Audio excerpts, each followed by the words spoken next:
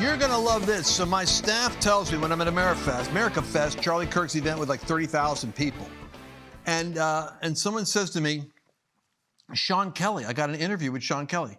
Now, here's the hilarious thing. Donald Trump has Barron telling him who to go do podcasts with because he hasn't heard of these people.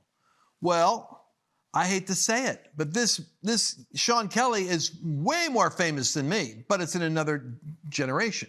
He's got millions of people listening to him. And he's kind of like interesting. He's a tall young man, I don't know, his 20s. And it was a really rough interview because we had headsets on and there was this really weird distortion. I mean, it sounded like bass, like, I don't know, it sounded like some music coming through really loud in our head. But both of us, I would just say it was like spiritual warfare. And we were trying to talk. You can't see it, but he can't really hear me and I can't really hear him. We both have headphones and there's this noise in our headphones. But in the midst of that interview, the truth comes out. And what's interesting is, I want you to imagine, this is going out to 500,000 secular, like people don't even know the Lord. They're not Christians, but I'm explaining Dominion, Seven Mountains, whatever. I just do what I got to do. And I'm trying to overcome the opposition of what we're having in the headphones. But it didn't matter. I wanted you to get the interview because it's powerful. And I want you to get a hold of this 30-day devotional because I got some of these devotional pages here for 30 days are powerful power-ups. You know, you've already blown it with a lot of your New Year's resolutions, right? They're not happening or you're struggling, or you're trying to get them going. This will help you. I give you all that you need to know. Just go to lancewallnau.com/toolkit. Call 1-800-910-6349. I'm going to give you a CD on you're authorized to do wild stuff this year. And you want to get my 30-day power-up devotional, something for every day. And watch this crazy Sean Kelly interview. You'll love it. All right, guys, we are at America Fest today. I got Lance here from Dallas. Thanks for coming on, man. It's a pleasure. Let's get it cracking. So you're one of your main missions is like transforming mindsets, right? A scarred mindset. Yeah, well, what I basically do is I change the orientation of faith people to realize that they're living in a kind of like a smaller world than they're supposed to be living in. So years ago, I got this revelation on 7 mountains of culture. And those 7 mountains are literally like this senator was dying and actually died for like 28 minutes, Michael Krotz in Georgia. And when he was gone out of his body, he had a vision. And the vision, he told me, he said, it's these 7 mountains were part of the vision. And the vision was that Jesus was going to send him back and he was to run it for an office in politics. And he did. And he came out and then he met me later. He said, I became a senator and I got into politics. He said, but you're like the first person that's ever talked about what I saw up there. When Jesus showed me, I had to come back into my body. I saw these spheres, these spheres of influence, and believers were rising up in them. And the Lord told me in the last days, believers were going to rise up and stand in their sphere. You're doing it here with a podcast. Yeah. He said, what's interesting was they weren't preachers. They were ordinary people with professions who had fused their faith into their work, and somehow their work became a kingdom expression. And where they were in a shaking world, things weren't shaking. And so he said there was a stability and an authority that was in them. So that got me to thinking, what is the difference between a believer who is like a Christian expecting to go to heaven, just kind of going through earth like a pilgrim, like Peter said, or somebody who is actually engaging the world around them so as to become an influence within that world. So that's kind of what got me started with the 7 Mountain mission. So you had an out-of-body experience? No, he did. The senator did. Oh. So I interviewed him, and he gave me the data on it and his own experience. And ever since then, I've been talking about how believers need to rise up in different fields. So what happens is I run into Christians that then feel like they're called to go into business or to make money or to become do movies or to go into politics. But a voice comes to them and says, yeah, that isn't really God because that's all about you. And they kind of like feel like if they're really going to be holy, they should be a missionary, they should be a preacher, or they should be, a musician. And that's the mindset that I'm up against. Right. So what do you think that voice is? Do you think it's ego, or what do you think's going on when they hear that inner voice? Well, I think personally, I think that the devil is real. And that the power of that voice is that it infuses itself into the internal dialogue of a person. So when you're having those thoughts, you never think like the devil. You think, oh, it's just an idea. Never occurs to you to test the idea. So the Bible says at the Last Supper, Satan having put it into the heart of Judas to betray Jesus. Once a thought becomes a desire and the desire becomes internalized, it's yours. It's conceived. At that point, you've got it. Ego is probably a separate subject from that. It really has to do with the seduction of your own will. Wow, that's interesting. So you believe that the devil is implanting certain thoughts into people's minds, basically? Totally. So when the Bible talks about spiritual warfare, it's kind of interesting how Paul the apostle dealt with it. Now, he was beaten, he was scarred, he was physically disfigured by the abuses he went through. An unusual kind of guy. But he kept on preaching his message.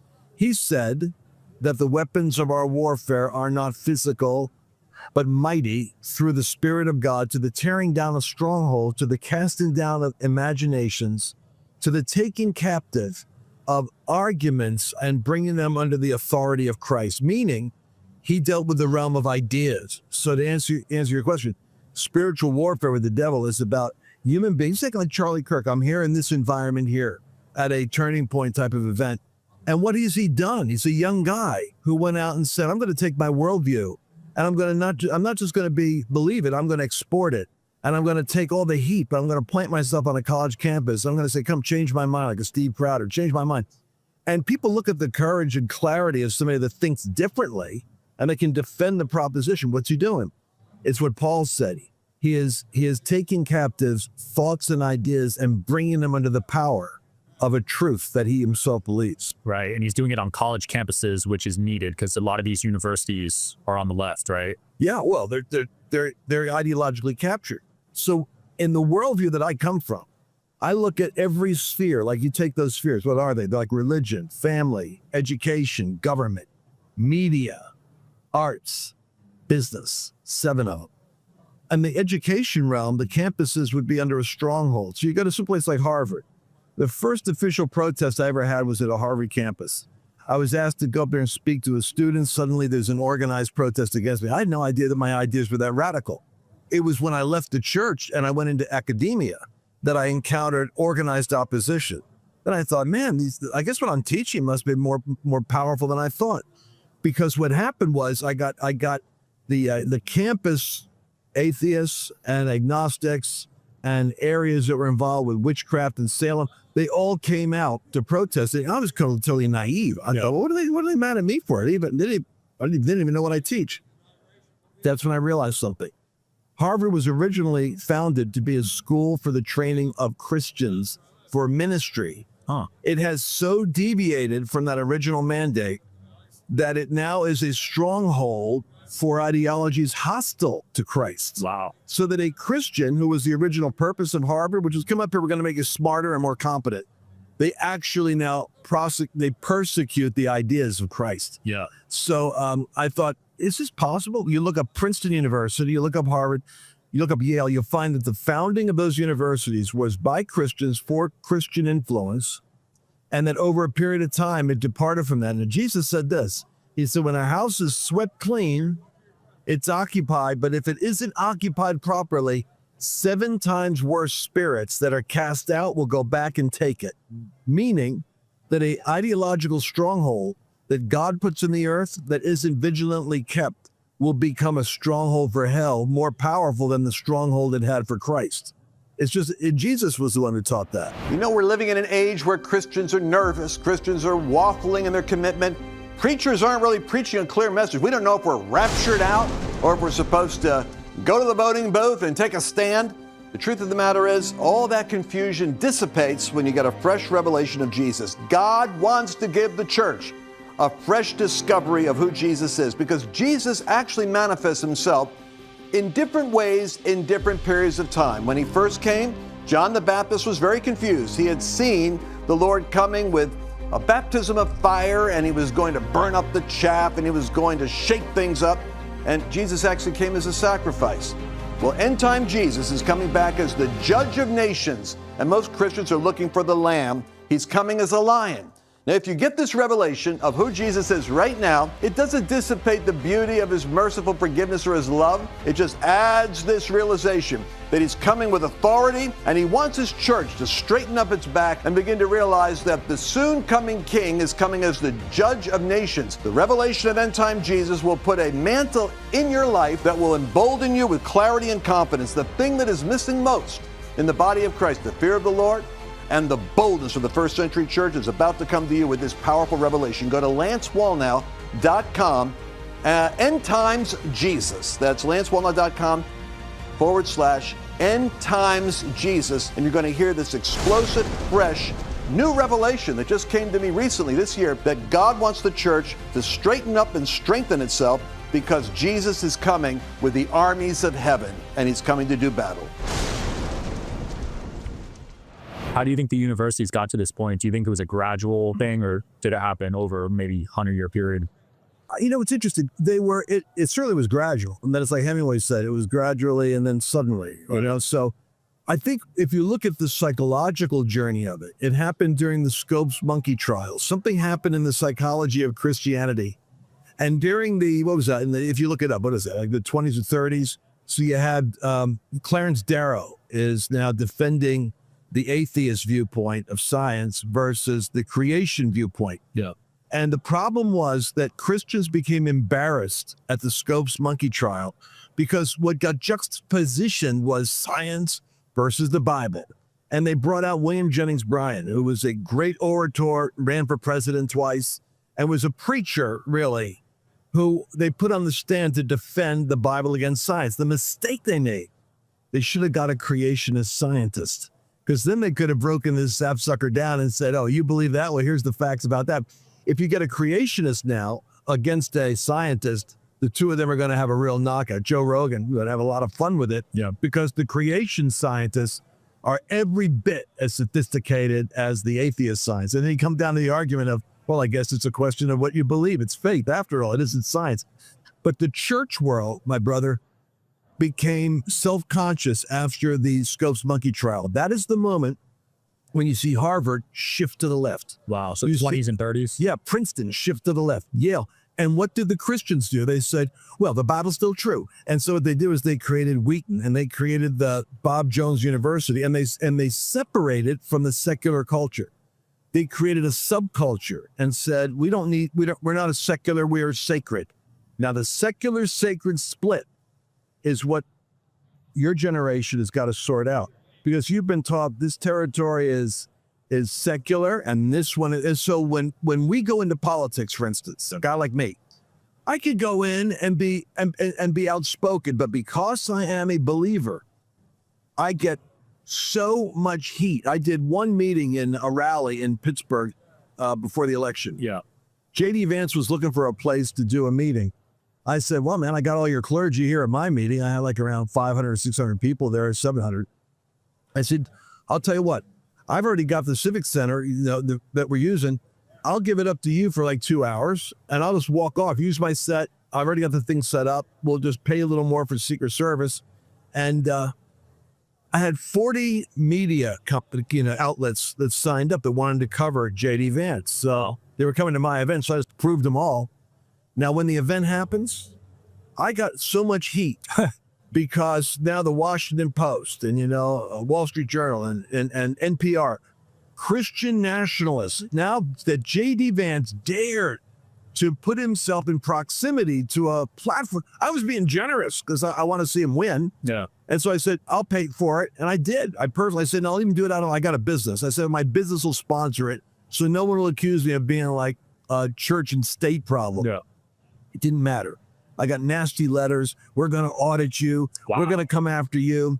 You flipping Christian Nazi nationalist. And I'm thinking, dang, what is it that when we move outside of the sacred area of just the next life and we start to become believers that invade a campus or get involved with politics and say, no, actually, Jesus' words apply to all of life.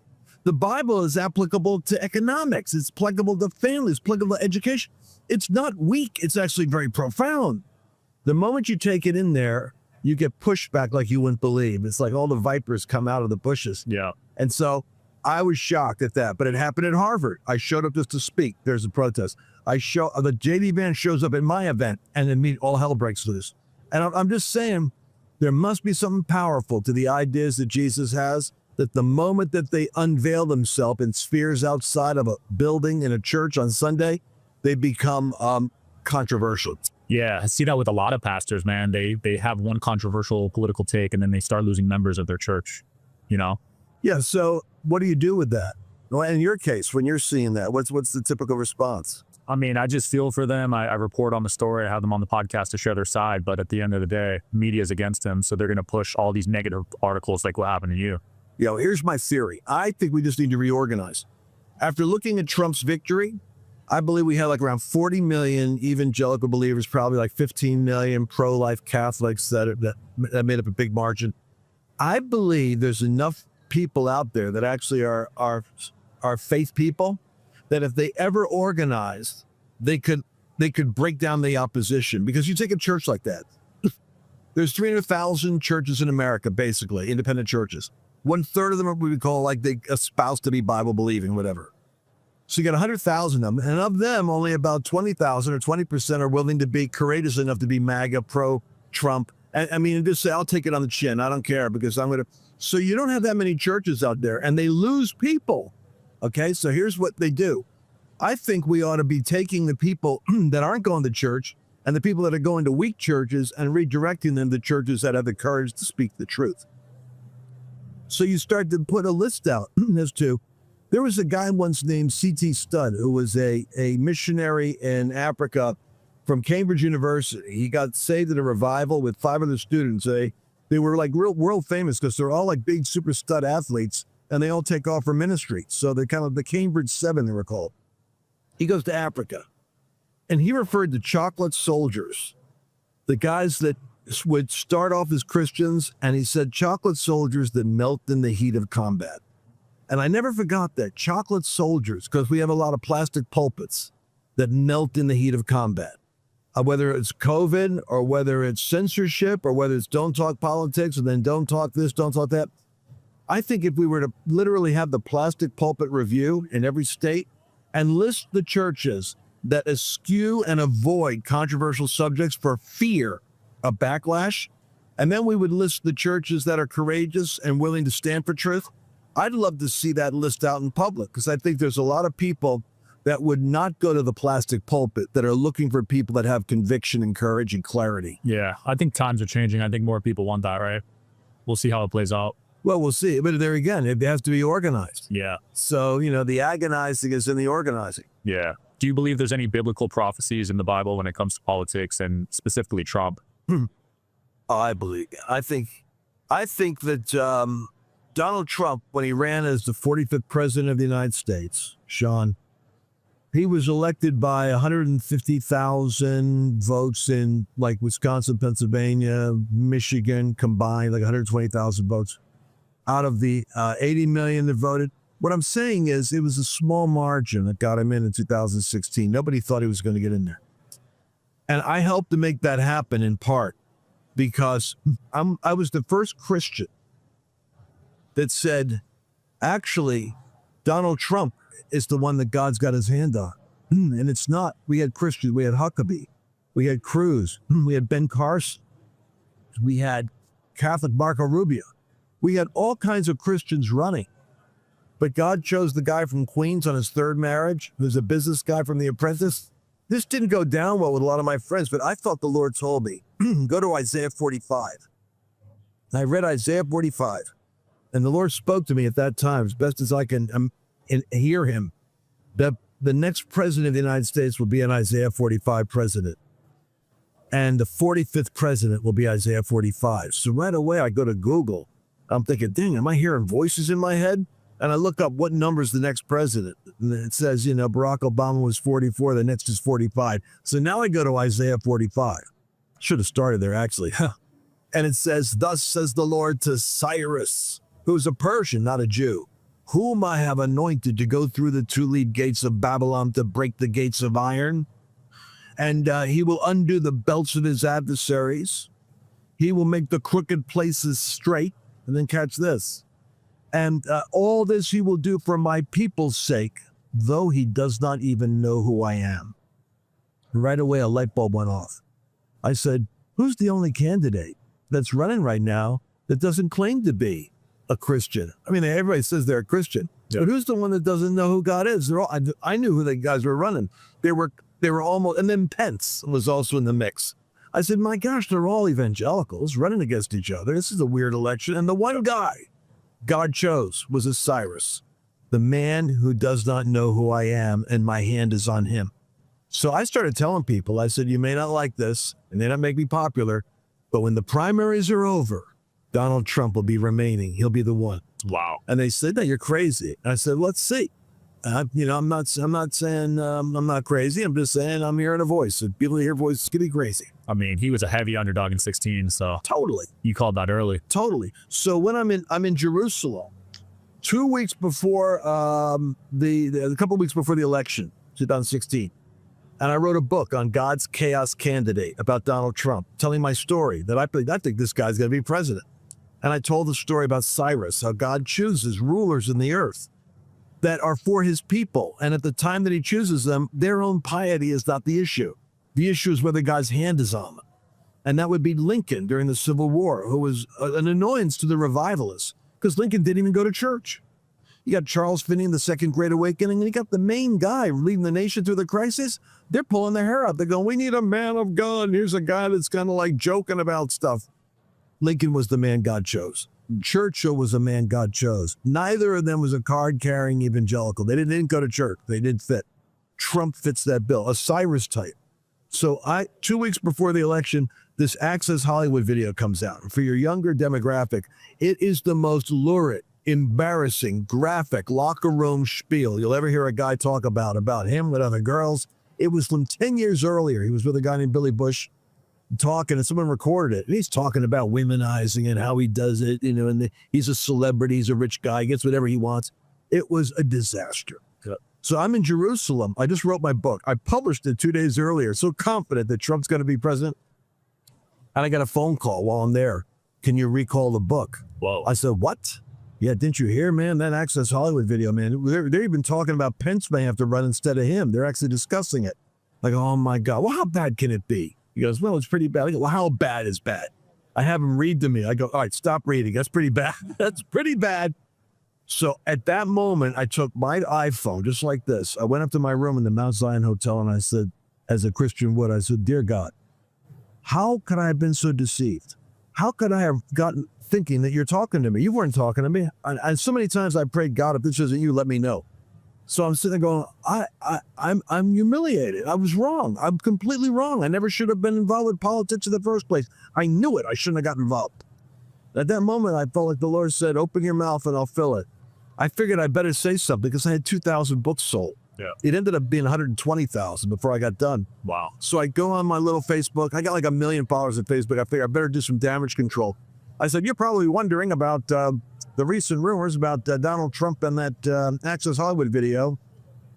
And I said, you're probably wondering, why would God let that happen if, in fact, does the Lord want Hillary to be president? Is this the way it's going to go?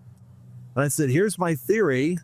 I don't believe that God is caught by surprise. And I'm processing myself like live on like in front of a camera. Yeah. I figure I could delete it if it's really a disaster.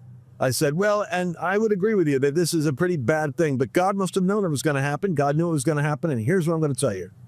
If Donald Trump was elected president, he'd take credit for it because he's a proud man. But now Donald Trump, as president, will know it was an act of God because he's going to have to overcome a very serious setback. I said, besides that, when he was interviewed, he never felt that he had a sin to confess. Now he's got one. He's going to go public and talk about how he has to deal with this thing. So when I got done, I hit send. It went to 4 million people. That's why I believe the 4 million evangelicals that watched it, out of it probably we have like around 120,000 and the ultimate margin that showed up because they really didn't want Hillary to win and they liked Trump. They didn't know why, but they needed an argument for why. And I believe God gave it to me. He's a Cyrus. It's a ruler in the Bible that isn't necessarily a Christian who God raises up for a purpose. That video from that balcony at the Mount Zion Hotel, it went out, and I believe that was a decisive factor in the election. So do I believe in prophecy and in the Bible? Do I believe there's patterns that are showing up in history? Absolutely. Wow. Yeah, that's incredible. He's hanging around a lot of Christians now, so there's a chance he might turn. Oh, well, listen, he's already, I mean, from now, this is like 10 years later. So what do we know? Or 8 years later, he's prayed with Christians. He knows. Right. I mean, what's so funny about it is I've talked to like 3 different preachers. So, I prayed with Donald Trump and he's accepted the Lord. That's Christianese for, he prayed a prayer. And I'm thinking, this poor guy probably thinks he's got to do that repentance prayer every time he sees a preacher. It's like, I believe he's got what he needs. And that assassination attempt was a profound moment for him. I think when he really questioned whether or not God kept him alive. He knows. He's a very pragmatic man. Yeah. He knows the odds of him turning his head at that moment in the presentation, going to that slide, that graph that he goes to 20 minutes into his presentation. He goes into it 8 minutes in. He knows it was an unusual disruption of his normal. He believes God saved him for a reason. Yeah, a logical person would say that was just, it just happened. But a believer would say God played a hand in that, right? Precisely. And I'm sure that he did. Yeah, that was a crazy moment. I couldn't believe it, honestly. What unfolded after that. Well, where were you when it happened? How did you find out? Where was I? I think I was at home, but, oh yeah, I was at home. Blake Wynn called me, Steve Wynn's nephew. He's a big donor. Okay. And he told me, you need to post about this, because at the time, social media influencers, if they posted support, would get a lot of hate. So he's like, you need to post. So I finally posted that I endorsed him. Well, how's it now? Do you find it's lightening up a little bit for guys like you? Yeah, definitely a lot. In 16, you would get canceled. In 20, it was pretty rough. 24 got a lot better. So you think about that. I lost 250,000 subscribers on YouTube. Wow. They wiped them out. 250,000. If my business model was based on that, I would have been out of business. Yeah. Fortunately, I didn't base my business model on likes or views because I knew that I could get canceled. But there's something that's happening in terms of a movement of young men, particularly as a demographic. Well, you've seen it with minorities. You've seen it certainly with the Hispanic vote too. But to see what's happening with young men, it's as though now with Elon Musk, with Donald Trump, with that moment of the assassination and Trump getting up and saying fight, but I think there are inflection points in history that create a psychological imprint. That moment was when masculine energy no longer became associated with something toxic, but became associated with something almost courageous. And I think that plus guys like Charlie Kirk that were working on the campuses, and then Barron Trump, that took his dad. And I tell people, here's the 3 phases of Donald Trump. He's, for his people that love him, he's idolized. Then by the secular press, he's demonized. And then when he went on podcast, he became humanized. Wow. Now your generation looked at him, having heard all this other crap, but you're also listening to Joe Rogan, you're listening to, other sources, and you go, I'll give the guy a chance. Yeah. Let me just hear him be totally chill and neutral as best I can. And he sells himself as a non-threat, certainly not Hitler. Yeah. And certainly not, the crazy red-orange felon who's looking for women to rape in the lobby. And it's like, what the heck, man? And then you start questioning the credibility of what you heard. Right. Now, as they go on in this toxic rant, the late night kind of, whether it's the comedians or it's Rachel Maddow, young men are looking at that going, they're off. Matter of fact, I identify less with them and more with Rogan and Musk and Trump and Vivek and Tucker and listening to them. So a seismic shift is happening right now. And it creates a window. And it's a question. So I believe now you got people that can come out and not only just speak regarding Trump, but think about how X became a whole space that you can go into courageously and say, I'm just going to say what I want to say. Right. And I'm going to say the quiet part out loud. Oh my gosh, and I'm still on, and people are liking it and commenting on it. I love it. Yeah, alternative media and X really changed the election outcome, I believe. I remember growing up as a kid, if you even watched the news, you would never question if it was fact or fiction. I would just believe every single thing I saw, but Trump really changed the narrative on that. Oh, totally. And he did, and that's why he's a blunt force. Listen, Cyrus when that verse in Isaiah 45 came out, I went from there to the second time I thought I heard a voice speaking to me about Trump. I heard Donald Trump is a wrecking ball to the spirit of political correctness. And I thought, the spirit of political correctness, it was like a speech suppression strategy that was in the atmosphere. And Donald Trump is a wrecking ball. So when I started watching him do his press conferences, and he refers to fake news. I don't know if you go back and watch that. You're fake news. Yeah. You're fake news. You know what you're, no, sit down. You're fake news. That moment was the rebranding of what news is. So I would go around the world. So I traveled like around 70 countries. Wow. With different networks I work with. And I'd get off a plane and I'd be met by pastors that are from Africa or from Europe or from Asia. And the person they go to me is fake news. They were, because they knew I was into Trump. But that was the only connection. They started with fake news. The world was hearing it also. And they were questioning the credibility of establishment narratives. That's the ultimate grenade, because then you come in to find out you cannot trust that establishment narrative. Yeah, absolutely. Well, Lance, it's been awesome, man. Where can people keep up with you and follow you? Sure. Lance Wallnau. You go to lancewallnau.com/podcast, and we do news, current events from a prophetic perspective. Awesome. We'll link below. Thanks for coming on. Thank you, my brother. See you guys. Did you enjoy this latest episode? Please remember to share it with your friends, because the more knowledge you have, the better equipped you are to navigate the world